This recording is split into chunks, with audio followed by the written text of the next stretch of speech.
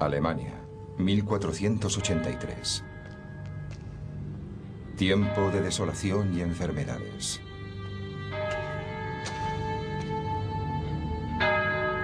Por aquel entonces, la peste podía exterminar ciudades enteras en apenas unos días.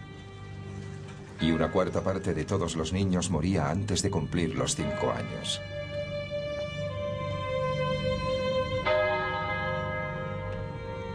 En aquel mundo había un gran consuelo. La Iglesia y su paraíso prometido.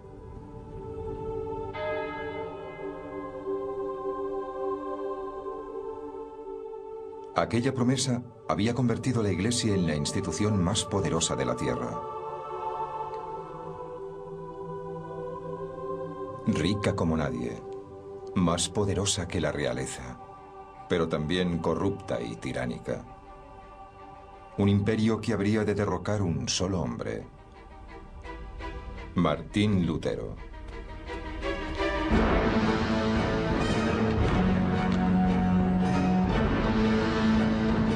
Esta es la historia de un hombre que pasó rápidamente de la devoción a la rebelión, de una búsqueda que encendería los ánimos en Europa, propagando la revolución en las naciones y desencadenando un grito de libertad cuyo eco alcanzaría el mundo moderno.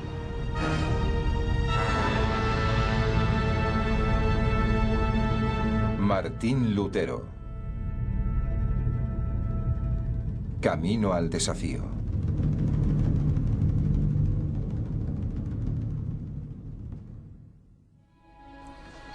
Alemania, febrero de 1546. Martín Lutero viaja de Wittenberg a Eisleben. El otrora hombre más famoso de Europa se acerca al fin de sus días. Este será su último viaje.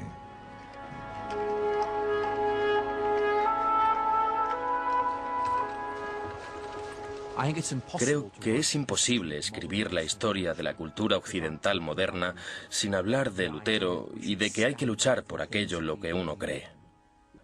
O de la idea de que todos somos preciosos a los ojos de Dios. Estas son cosas que damos por sentadas, pero por las que Lutero tuvo que luchar. A Lutero hay que situarlo junto a los grandes emancipadores de la historia de la humanidad, por su defensa del individuo, por su coraje y por estar dispuesto a morir por sus creencias. Se enfrentó a la Iglesia Católica, una institución inmensa e inmutable, y le dijo: esto no está bien, hagamos las cosas bien. Este es uno de esos pocos casos en los que un individuo se enfrenta literalmente a la potencia más uniformadora del mundo para decirle: no pienso echarme atrás.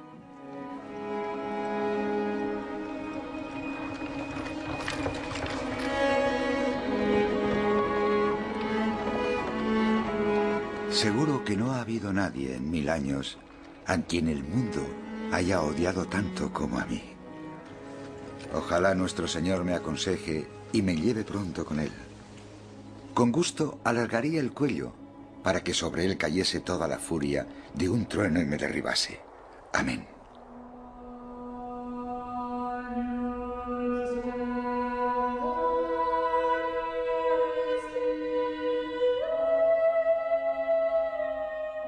Martín Lutero, el hombre que un día pondría en entredicho la supremacía de la Iglesia Católica, fue un hombre de origen muy humilde.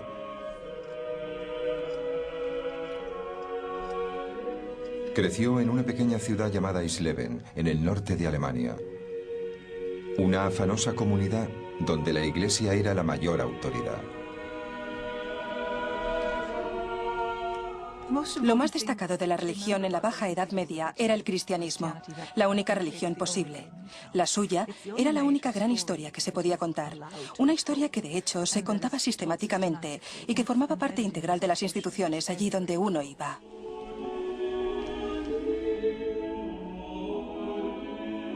Cuando Lutero era un niño, la Iglesia era el centro de su mundo. Sus parroquias, monasterios y conventos estaban diseminados por todo un imperio que se extendía desde la zona más occidental de Irlanda hasta la más meridional de Sicilia. El poder de la Iglesia residía en el gran consuelo que prometía. Si acatabas sus normas y practicabas sus ritos, podías escapar a los horrores de este mundo y encontrar la felicidad eterna en el cielo.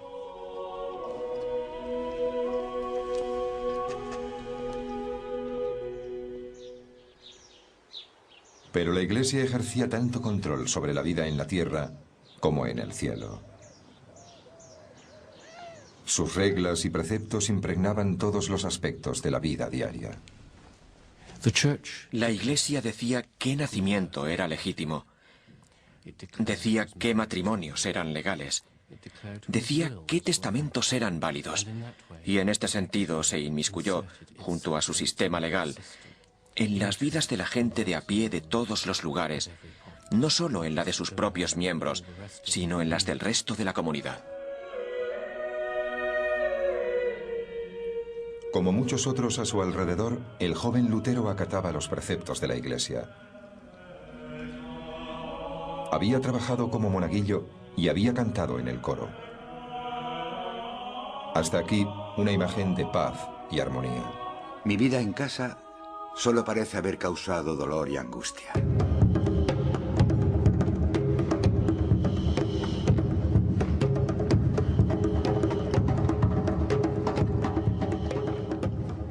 El padre de Lutero, Hans, era fundidor de cobre, uno de aquellos nuevos y prósperos hombres de negocios que se habían librado del yugo del antiguo sistema feudal para montar su propio negocio. Hans tenía unos planes muy ambiciosos para su hijo. Estaba decidido a que remontase más peldaños en la escala social, convirtiéndole en abogado. Pero Lutero no vivía en un hogar feliz. Lutero nos facilita muchos recuerdos de su infancia, y sus rememoraciones no son del todo positivas. Recuerda la frustración que sentía, cómo su padre le castigaba por sus fracasos o por su desobediencia, y creo que la impresión que da es la de alguien con muy baja autoestima. Alguien que cree que no va a estar a la altura de lo que los demás esperan de él. Hans Lutero juzgaba con dureza a su hijo. En una ocasión, mi padre me azotó tan fuerte que me escapé. Le odié hasta que finalmente logró recuperar mi afecto. Y por lo visto, la madre de Lutero no era mucho más comprensiva. Una vez mi madre me golpeó hasta hacerme sangrar por haber robado una nuez. El miedo al castigo y al fracaso marcaría a Lutero para el resto de sus días. Sin embargo, eso no le empujó a satisfacer las ambiciones de su padre, sino a una espectacular rebeldía.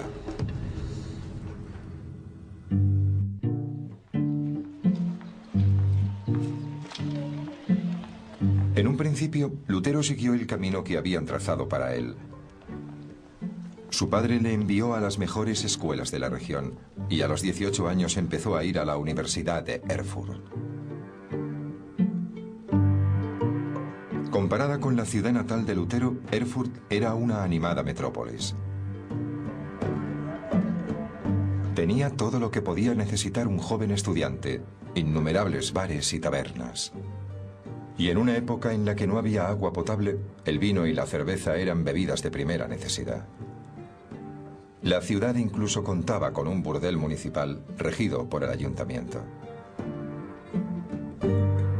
Pero Erfurt también era única en aspectos de mayor calado.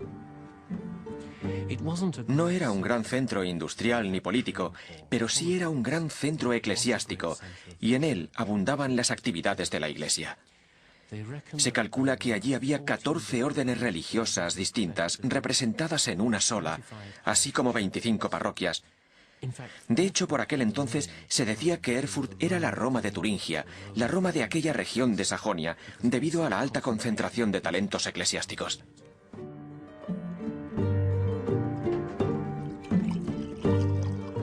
En Erfurt, Lutero floreció, se convirtió en un músico entusiasta y forjó muy buena amistad con varios compañeros de estudios. Lutero se fue a los 14 o 15 años a estudiar lejos de su familia y se encontró con unos amigos muy pero que muy absorbentes. Los lazos entre aquellos jóvenes podían ser muy fuertes. Eran unos lazos muy estrechos que hacían que se sintiesen miembros de una misma familia. En aquel punto de su vida, los amigos se convirtieron en todo lo que tenía.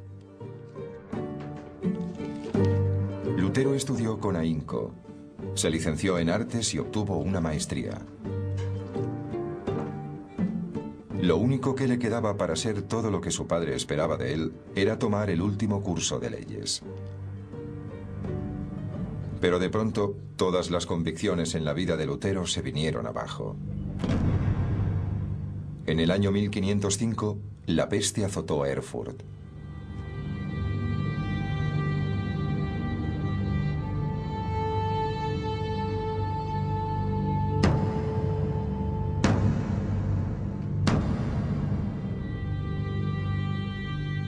La enfermedad se propagó fuera de control por las estrechas calles de la ciudad, sembrando la muerte y la angustia a su paso. Lo que más temía la gente de la peste era que te cogía por sorpresa. Algunos cayeron, otros se libraron. Algunas ciudades quedaron devastadas, mientras otras muy cercanas no se vieron afectadas.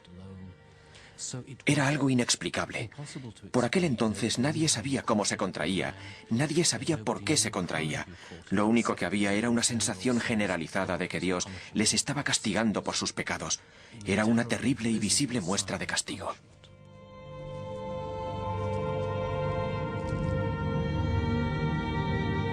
Durante los últimos 100 años, la peste había acabado con casi la mitad de la población europea.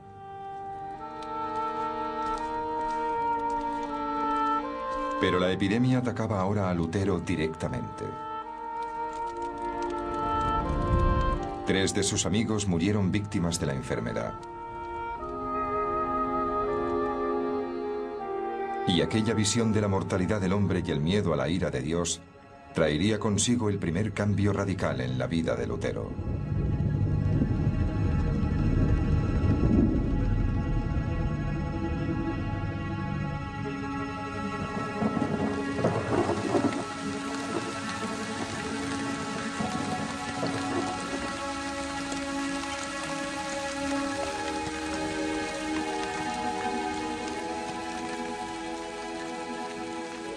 Lutero, con 23 años, regresaba a Erfurt tras visitar a su familia.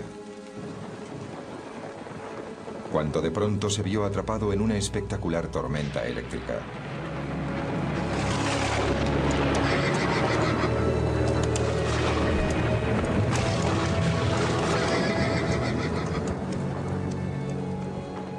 Nadie sabe exactamente qué le ocurrió a Lutero aquella noche, pero le afectó en lo más profundo de su ser. De repente, acechado por el pánico y la congoja de la muerte, me vi obligado a hacer un trato con Dios. Ya había perdido a 3 amigos por culpa de la peste y ahora se enfrentaba él mismo a la muerte, de manera que Lutero llegó a un acuerdo con Dios. Si sobrevivía, se haría monje. La cercana experiencia de la muerte te lleva a pensar en qué estado está tu alma, cuál es el balance. Estoy hablando casi de una especie de contabilidad espiritual. Uno se pregunta, ¿en qué estado estoy? ¿Cuál es el balance de mi vida? De haber muerto ahora, de no haber funcionado mi invocación, ¿dónde habría terminado? En el infierno, por pecador.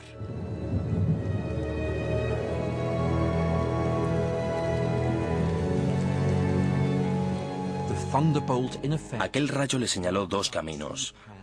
Podía coger el camino que su padre quería que cogiera, o podía coger el camino que, en sus propias e inconscientes cavilaciones, él mismo empezaba a creer que debía tomar.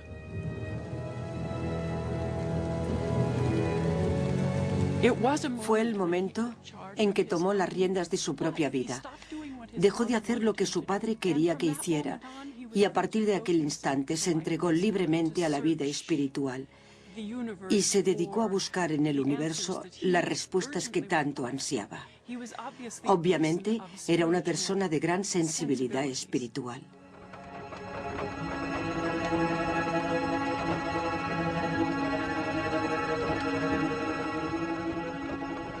Ah, cómo se enfureció mi padre al averiguar que su hijo no iba a convertirse en abogado. Perdió la razón, se comportó como un loco. ¿Cómo se iba a imaginar él que el hecho de tener un monje en la familia le iba a suponer más prestigio y vergüenza que 1000 abogados vestidos de armiño?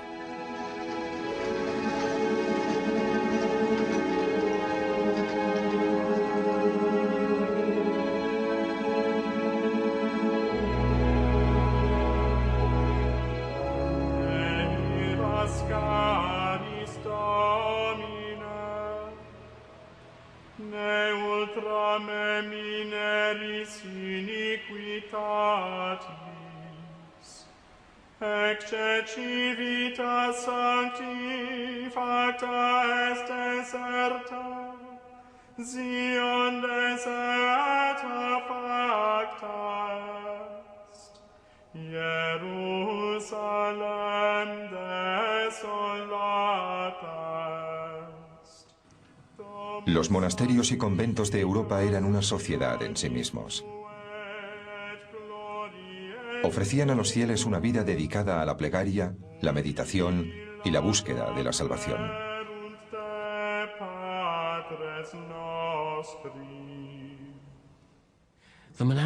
La vida monástica estaba marcada por el ritmo de las 7 horas del día litúrgico.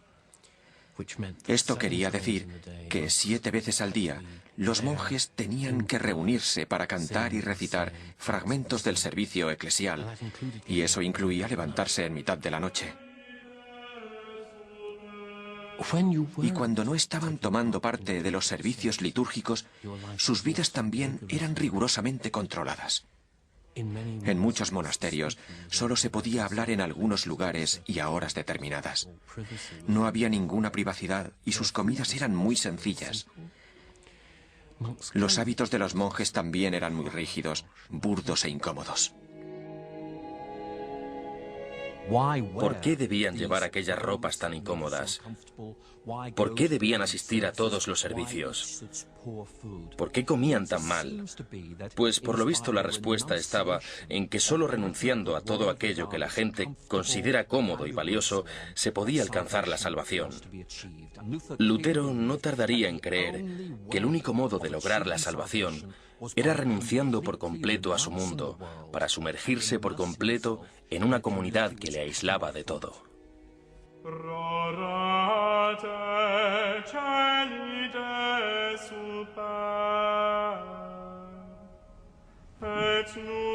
Dos semanas después de aquella noche en el bosque, Lutero se unió a una de las órdenes monásticas más severas de Alemania, los monjes agustinos de la estricta observancia. Se cortó el pelo, se vistió con la túnica blanca de los monjes novicios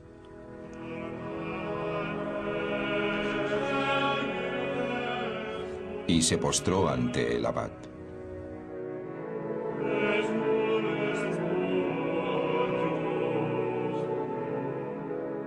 Acababa de ingresar en el mismísimo seno de la Iglesia Católica. No era el tipo de orden que uno elegía si lo que quería era una vida cómoda y fácil. No era en absoluto ese tipo de centro religioso. Sin embargo, creo que era una buena orden para alguien espiritual y mentalmente dotado.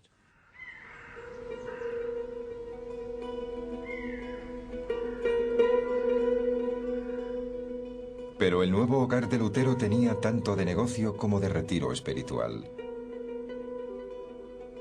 El abad dirigía un próspero negocio de tintado de prendas.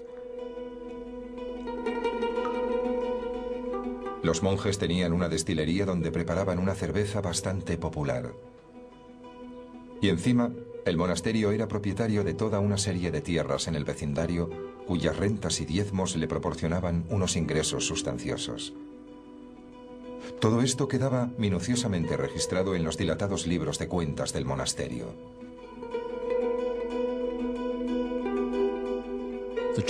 La Iglesia no pedía ayuda a sus feligreses, se la exigía, se la imponía. tenía derecho para recaudar el diezmo, que no era precisamente una contribución voluntaria, sino un tipo de impuesto que estabas obligado a pagar si no querías que te llevaran a juicio. Además, todo el mundo accedía a su pago, porque les habían inculcado desde su más tierna infancia que si no contaban con los servicios de la Iglesia, sus almas correrían un grave peligro.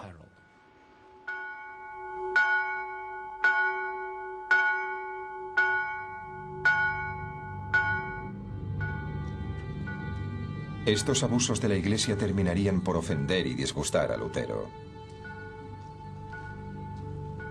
Aunque de momento, lo único que le preocupaba era su alma.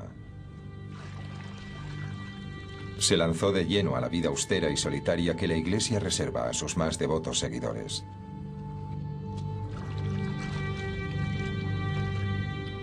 No tardó en pasar del hábito blanco de los novicios al negro de los monjes consumados. Aquella era la única ropa que ahora poseía. No estaba allí para divertirse o para burlarse de la institución, ni tampoco para pasar el rato. Aquella vida suponía, por citar algunos ejemplos, suponía ayuno recurrente, realmente suponía una negación constante de todo lo físico. La estricta rutina de estudio y plegaria de los monjes iba acompañada de un régimen de persecución de lo carnal. Alentaban a los iniciados a dormir sin sábanas ni mantas e incluso a fustigarse.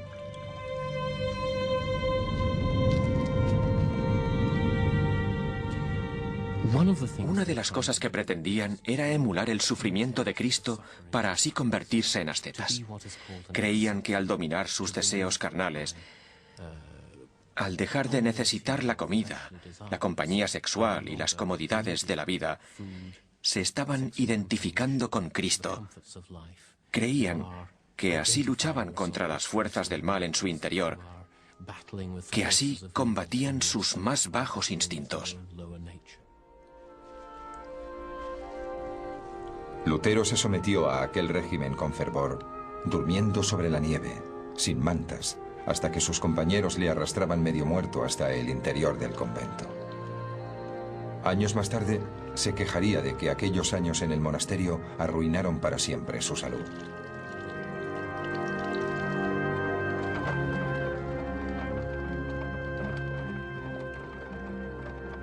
Si alguna vez un monje mereció ganarse el cielo por su devoción, ese fui yo. De haber seguido un tiempo más con aquella vida, me habría matado con vigilias, las plegarias, las lecturas y demás trabajos. Todo lo que Lutero hizo a lo largo de su vida lo hizo a conciencia. Lutero lo hacía todo al 100%, al 110%. Y si a Lutero se le había metido en la cabeza hacerse monje, pues lo iba a dar todo, se iba a entregar en cuerpo y alma. Fue un buen monje.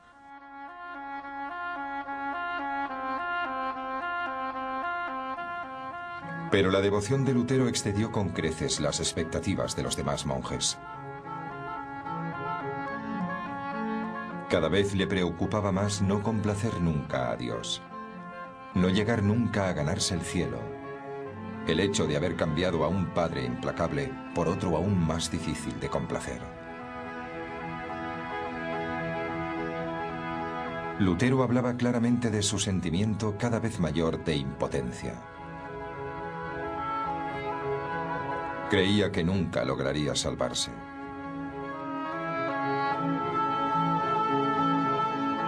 Los designios del Señor son demasiado elevados y difíciles de satisfacer.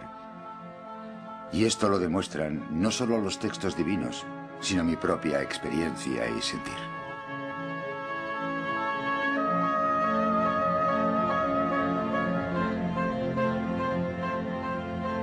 Cuanto mayor era su desesperación, más se volcaba Lutero en los rituales de la Iglesia.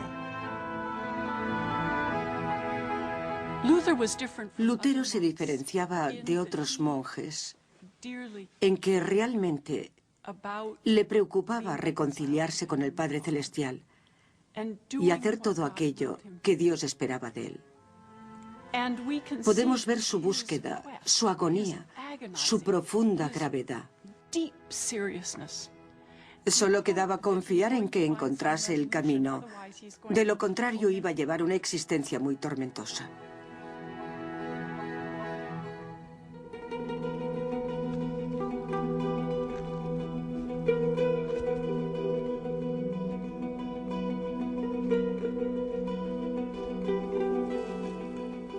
Durante 5 años, Lutero trabajó sin descanso. Hasta que en 1510 le ofrecieron una breve escapada a su vida de enclaustramiento. Su orden le envió en misión a Roma en una de las mayores peregrinaciones de la Iglesia.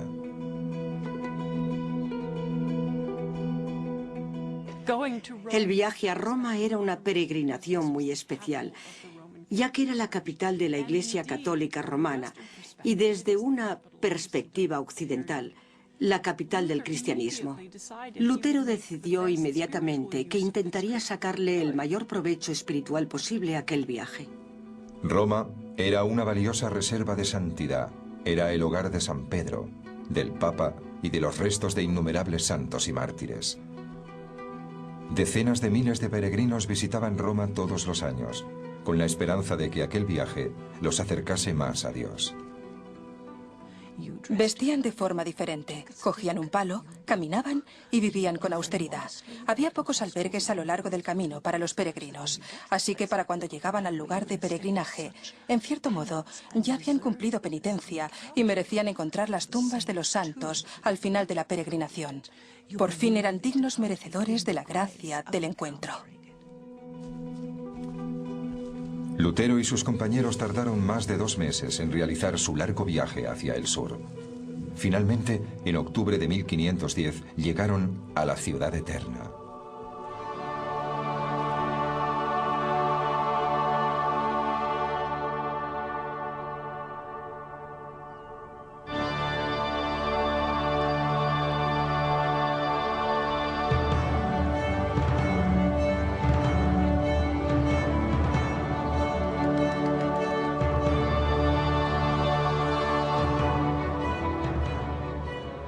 Lutero llegó a Roma cuando el Renacimiento se encontraba en su mayor apogeo.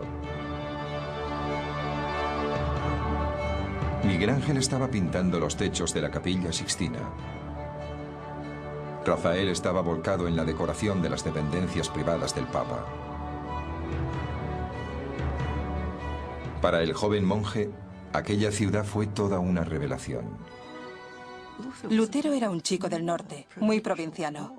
Para entonces, había vivido solamente en 3 ciudades durante toda su vida, así que no había visto gran cosa, y llegar allí y ver los séquitos de los cardenales, los grandes palacios, y encontrar un clima completamente distinto, comidas distintas, olores distintos, debió de extrañarle enormemente.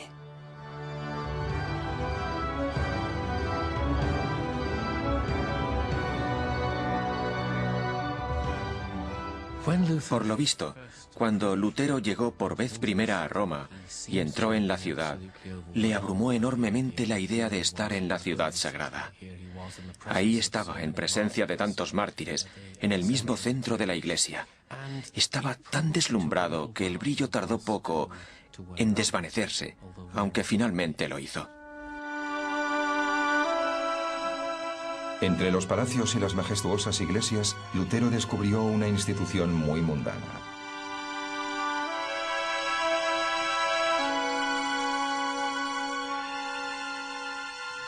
Aquella ciudad daba tanta importancia al dinero como a la religión. El papado como institución recaudadora de dinero era como un enorme sumidero que tragaba dinero procedente de toda Europa. La Iglesia enseñaba que el dinero era la raíz de todo mal y que, por ejemplo, prestarlo a cambio de intereses era un pecado mortal. Pero en realidad la Iglesia movía millones de ducados. En realidad, Lutero había llegado a la sede principal de una gran corporación europea, sustentada en los beneficios de monasterios como el suyo, en la donación de sus fieles y en los impuestos que cobraba por todo, desde una licencia matrimonial a un cardenalato. Lo más importante que hay que recordar sobre el papado de principios del siglo XVI, institución que existía desde hacía varios siglos, es que básicamente era un Estado. Un Estado con todas las características de un Estado. Tenía burocracia, palacios, magníficos edificios. Tenía lo mismo que un gran príncipe renacentista.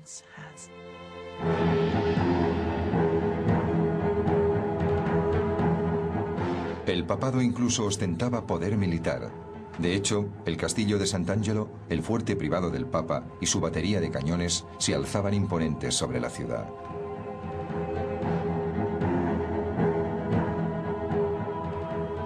No obstante, el Papa Julio II rara vez estaba ahí.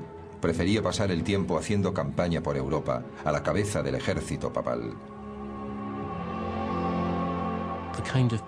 Los hombres que llegaban a lo más alto de la Iglesia solían ser duros hombres de negocios. Y la necesidad de contar con aquella especie de directores y políticos tan poderosos explica por qué Roma era un lugar espiritual lleno de gente tan poco espiritual. En Roma, Lutero descubrió un cinismo que le afectó profundamente.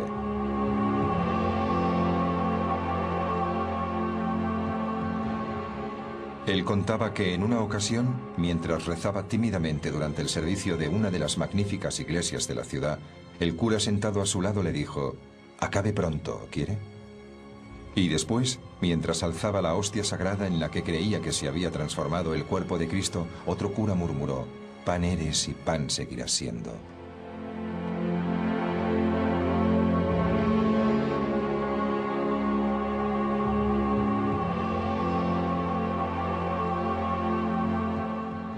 Creo que la decepción que sufrió en Roma debió ser absolutamente devastadora.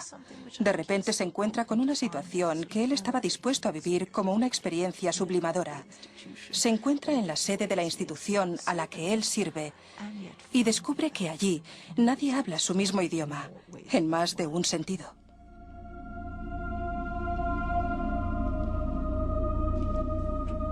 Lutero también descubrió que a la Iglesia le complacía aprovecharse de sus peregrinos.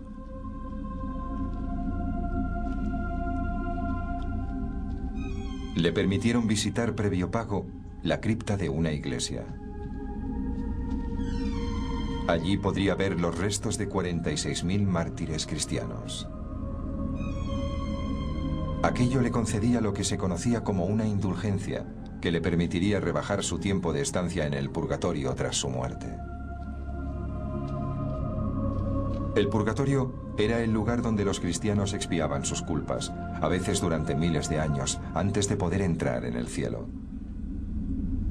La oportunidad de comprar una reducción del tiempo de estancia en el purgatorio era algo muy tentador para los fieles y muy rentable para la Iglesia.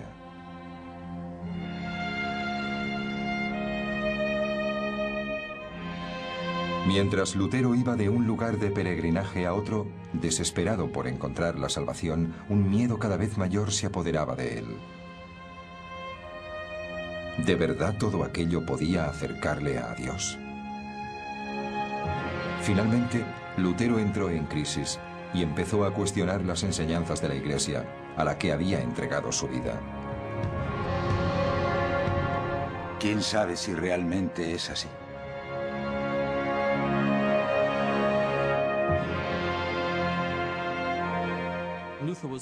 Lutero estaba claramente desilusionado con Roma, no solo por su superficialidad espiritual, sino porque, sencillamente, sentía que Roma no era un reflejo del cristianismo tal y como él lo entendía.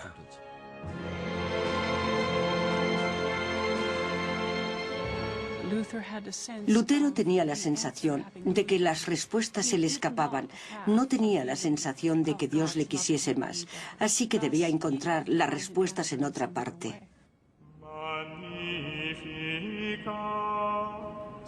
El viaje de Lutero a Roma solo le había causado desilusión y más dudas. Y ahora, la vida en el monasterio le ofrecía menor consuelo que antes. Desesperado por garantizar su salvación, Lutero se pasaba la vida confesándose. Ponía su alma al desnudo hasta 4 veces al día, a veces durante 6 horas seguidas. El resto del tiempo se lo pasaba cumpliendo penitencia.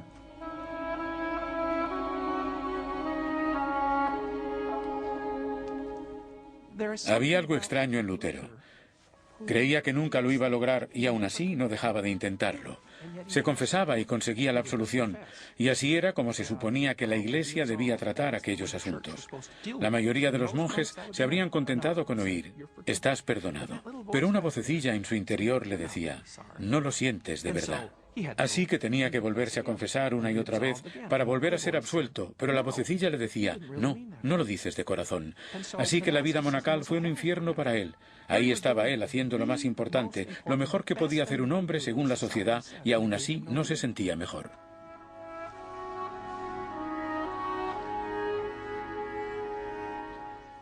Su cabeza era un hervidero, y aún así seguía sin obtener respuestas. Seguía sintiéndose terriblemente culpable.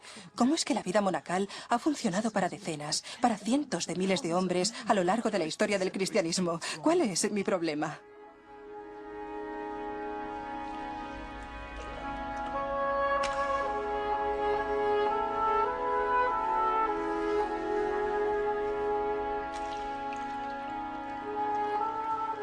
Por irreprochable que fuera mi vida monacal, seguía sintiéndome como un pecador con la conciencia llena de culpa. No podía creer que mi trabajo complaciera a Dios. De hecho, odiaba a aquel Dios.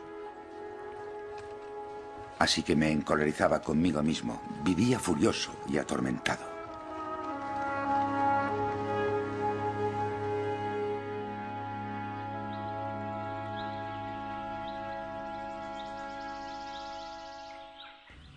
La sabiduría y la perspicacia de otro hombre permitieron a Lutero escapar de la presión de su propia angustia y le pusieron inconscientemente en la senda de la revolución.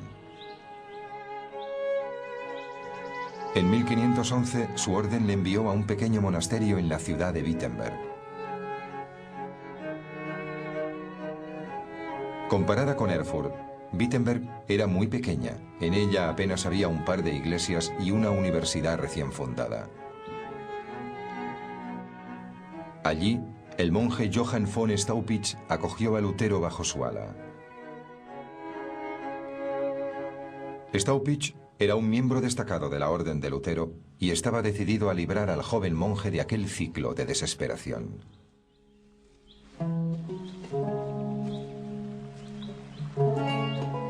Staupitz informó a Lutero de que había decidido convertirle en profesor de estudios bíblicos de la nueva Universidad de Wittenberg.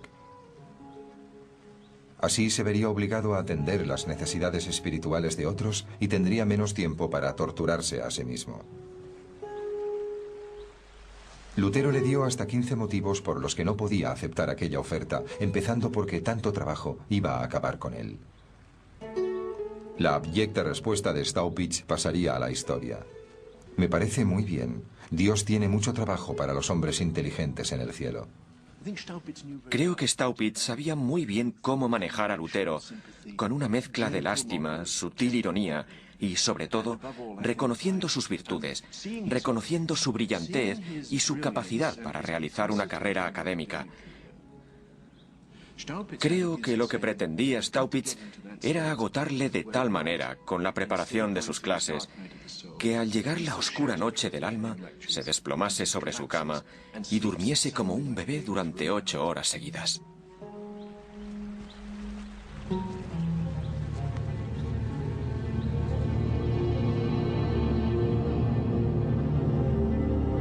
La intuición de Staupitz resultó ser muy certera.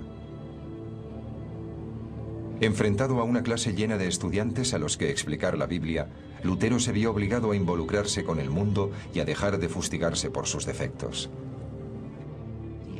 Tenía que decir a toda una clase qué era cada cosa. Ya no había tiempo para meditar en su celda, ni para discutir con otros monjes. Ahora tenía que imponer su autoridad.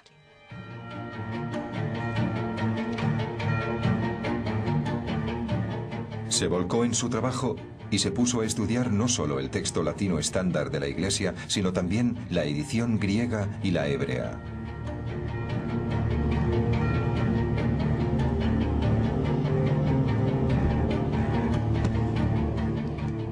Mientras reflexionaba, tomaba notas y razonaba sobre su trayectoria a través de su fe, Lutero tuvo una revelación. Una revelación que cuestionaba todo lo que le habían enseñado sobre su iglesia. Lutero había crecido creyendo que la persona que se salvaba era aquella que luchaba y se esforzaba por salvarse. Ahora empezaba a darse cuenta de que para salvarte solo tenías que extender y abrir tus manos vacías para recibir aquel regalo que Dios quería darte.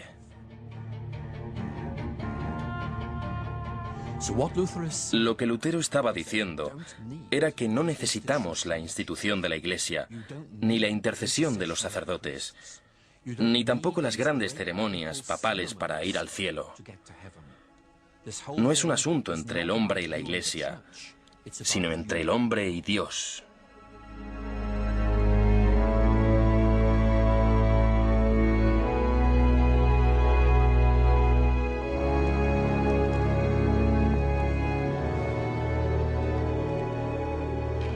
Fue un momento revolucionario.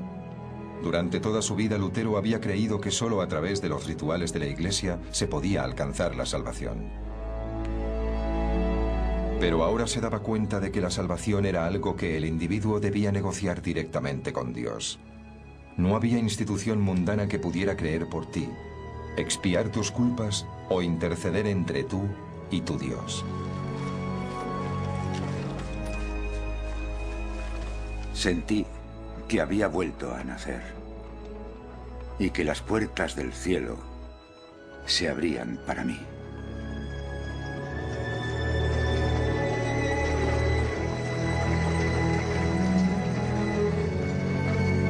Pero nadie, y aún menos el propio Lutero, podía anticipar la ola de agitación y sublevación que estaba a punto de provocar.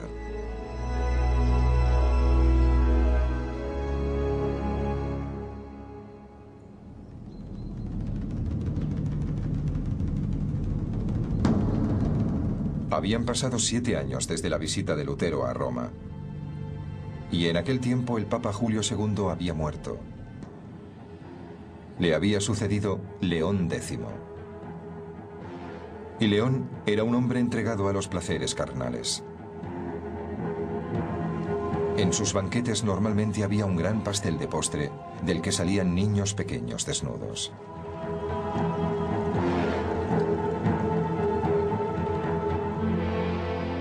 En solo 2 años de suntuosas celebraciones y cacerías de jabalíes, León vació las arcas papales. Se vio obligado a detener las obras de la mayor extravagancia de la Iglesia hasta la fecha, la gloriosa Basílica de San Pedro. Es uno de los mayores proyectos de construcción en la historia de Europa y todos los grandes artistas, escultores y arquitectos del Renacimiento italiano, sin excepción, participaron en él. Eso sí, tragó dinero como solo un proyecto de construcción de esta magnitud podía hacerlo.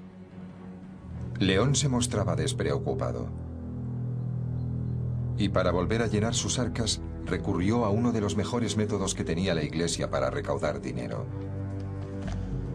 la venta de indulgencias, o lo que es lo mismo, cobrar a los fieles por entrar en el cielo. Las cartas de indulgencia eran pedazos de papel que vendían por un módico precio que, dicho sea de paso, cambiaba según las posibilidades de cada uno, y que aseguraban al portador el perdón de sus pecados. Las indulgencias de León tenían una serie de ventajas únicas. Se podían comprar no solo para uno mismo, sino también para los parientes muertos. Y encima, perdonaban una serie de pecados inimaginables. Incluso se decía que, de haber sido posible, habrían absuelto a aquellos que hubiesen mantenido relaciones sexuales con la Virgen María. En definitiva, la salvación a cambio de dinero. La cantidad de dinero que se pretendía recolectar con las indulgencias de 1517 era muy grande. Y estoy hablando de decenas de miles de florines. Eso en dinero moderno serían muchos millones. León preparó detenidamente la emisión de su nueva indulgencia. Contrató los servicios de un fraile dominico llamado Johann Tetzel para su venta. Y eligió muy bien. Tetzel era un publicista maravilloso, especializado en jingles y eslóganes promocionales. Prácticamente inventó el uso de eslógans publicitarios. Decía cosas como: cuando la moneda tintinee en el cofre, del purgatorio salga tu alma dando un bote. Casi puede uno ver el alma llegando de un brinco al cielo desde el purgatorio. León esperó a que sus arcas vacías se llenaran con las donaciones de los fieles.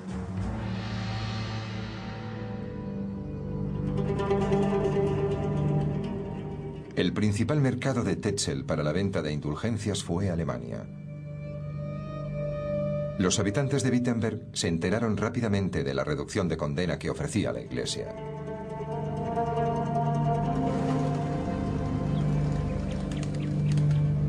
Lutero se encontró con que muchos de sus parroquianos hicieron oídos sordos a sus sermones para salir corriendo a gastar el dinero que tanto les había costado ganar en la mercancía de Tetzel. Pero a Lutero, su momento de revelación le había dejado un mensaje claro y simple. La salvación era un regalo de Dios, un regalo que se recibía a través de la fe. Y eso quería decir que la Iglesia no tenía derecho a vender la redención. Para él aquello fue un asunto pastoral. Sus propios feligreses le decían que como habían comprado una indulgencia, ya no se tenían que volver a confesar con él, ya que estaban seguros de que su alma estaba salvada. Lutero creía que aquello no era más que una ilusión, que posiblemente acabaría con su condena, así que para él se trataba de un asunto muy serio. Estaba enfadado, porque aquello iba en serio, estaba en juego la vida de mucha gente. Si no hacían lo correcto, podían terminar en el infierno. Aquel monje que en otros tiempos había sido el siervo más devoto de la Iglesia, ahora se enfrentaba a la institución a la que había dedicado su vida. La noche del 31 de octubre de 1517, Lutero se sentó y redactó una larga y vehemente lista de críticas. 95 balas o tesis dirigidas al Papa y a su comercio de indulgencias.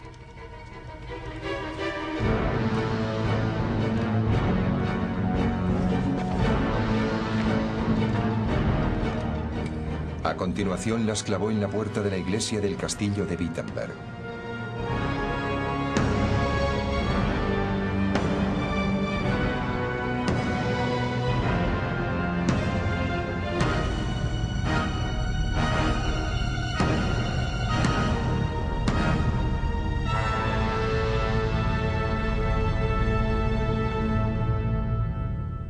Fue un ataque flagrante al mayor poder del momento.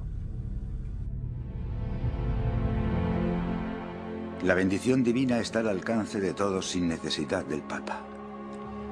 Las indulgencias son verdaderamente perniciosas, inducen a la autocomplacencia y ponen en peligro la salvación. El Papa es más rico que Creso. Debería vender la Basílica de San Pedro y entregar ese dinero a los pobres. En suma, lo que las 95 tesis dicen es: ¿dónde están los límites del poder papal? Creo que la primera ya planteaba el problema abiertamente, al decir que el camino al arrepentimiento y el perdón era mucho más arduo de lo que pudiesen hacer creer las indulgencias.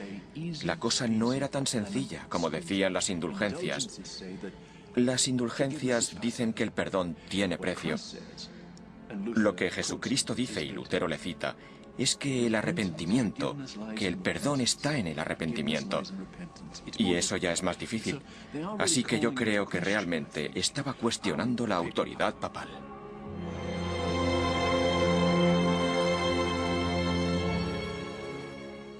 Era un asunto de fe. Era necesario sacarlo a la luz. Por eso apelaba a aquellos que se atrevían a defender aquellas prácticas o abusos para que saliesen y demostrasen que estaban en lo cierto. Según él, para abrir el debate solo hacían falta las Sagradas Escrituras. Las Sagradas Escrituras y capacidad de raciocinio. Se cuestionó mucho si la intención de Lutero era causar perjuicio. De hecho, lo de clavar textos en la puerta de la iglesia para su discusión académica era una práctica habitual. Su finalidad no era la publicación. estaban en latín y el lenguaje era en ocasiones técnico y de difícil comprensión. Por otra parte, el estilo de las 95 tesis no era sencillo, y los sentimientos que en ella plasma Lutero son tan intensos y profundos que resulta difícil creer que su único objetivo fuese entablar una conversación privada con un superior de su iglesia. Cuesta no pensar que, al menos, se le pasó por la mente su publicación. Al final, fueron otros los que las publicaron por él. Lutero estaba a punto de convertirse en uno de los autores más vendidos de la historia. Menos de 70 años antes, otro alemán, Gutenberg, había perfeccionado la primera máquina impresora del mundo. Por aquel entonces ya se imprimían muchos libros y panfletos, incluso las indulgencias de León X. Le había llegado el turno a la sincera obra de Lutero de pasar a la imprenta. Sus tesis se extendieron como las llamas por toda Alemania, poniendo a Lutero y a toda Europa en una tesitura impensable. Escondían en su interior la capacidad para deshacer la autoridad del Papa. El propio Papa patrocinaba las indulgencias y sin su aprobación no se podían vender. ¿Con qué derecho un fraile advenedizo las cuestionaba? Lutero no fue capaz de prever la consternación que aquello iba a provocar entre las más altas esferas.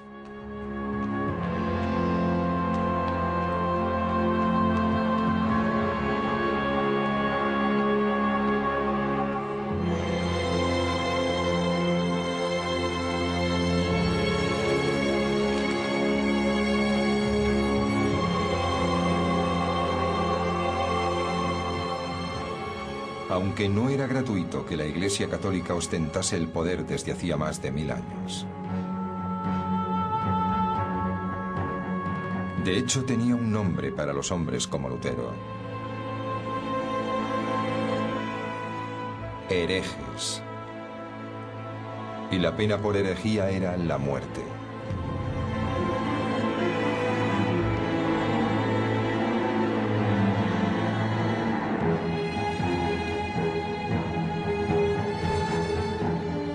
Ya estaba montada la escena para el mayor conflicto en la historia de la Iglesia. Una batalla entre la institución más poderosa del planeta y un monje solitario.